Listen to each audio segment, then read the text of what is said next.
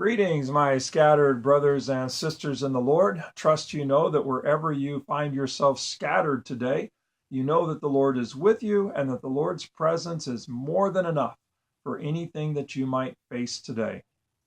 Jesus said, I am the true vine, and my Father is the vine dresser. He cuts off every branch in me that bears no fruit, while the branches that are bearing fruit, he prunes, so that they will be even more fruitful.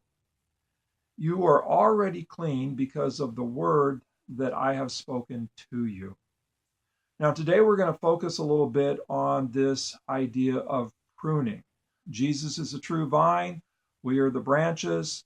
If we're bearing no fruit, he cuts us off. And I think I've seen a few churches that has happened to, and maybe a few individuals. But we're going to focus in on the pruning part, that those who are bearing fruit in Jesus, he prunes. And the word for pruning could also be translated as cleans. So he cleans the branches that are bearing fruit so that they will be even more fruitful. And then he goes on to say to the disciples, you're already clean. Maybe he's saying you're already pruned because of the word that I have spoken to you. Pruning, cutting something off, cleaning a branch. I don't have much experience with grapevines, but I do have a little experience with tomato vines and also with a lemon tree, and learning some about pruning avocado trees. And what I've discovered in every case is that for a branch to become more fruitful, you have to prune it, you have to cut it back.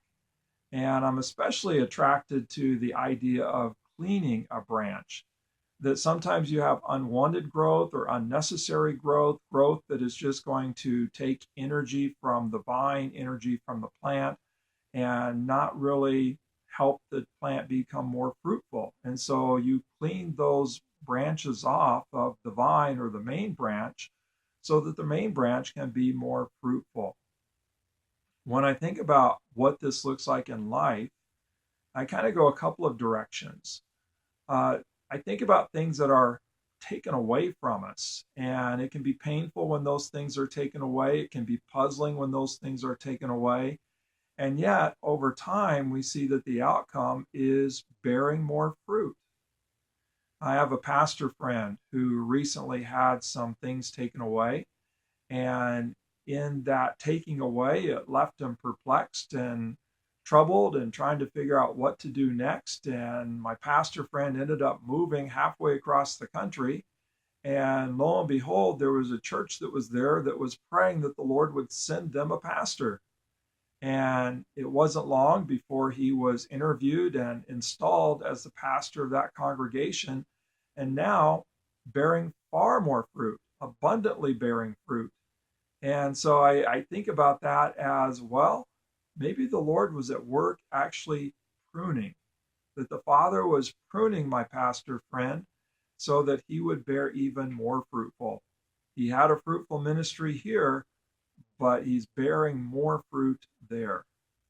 And so it causes me to kind of rethink, okay, when something is taken away from me, whether it's something that I already have or whether it's an opportunity that I was denied, maybe that's the work of the Father actually pruning me so that I will bear even more fruit.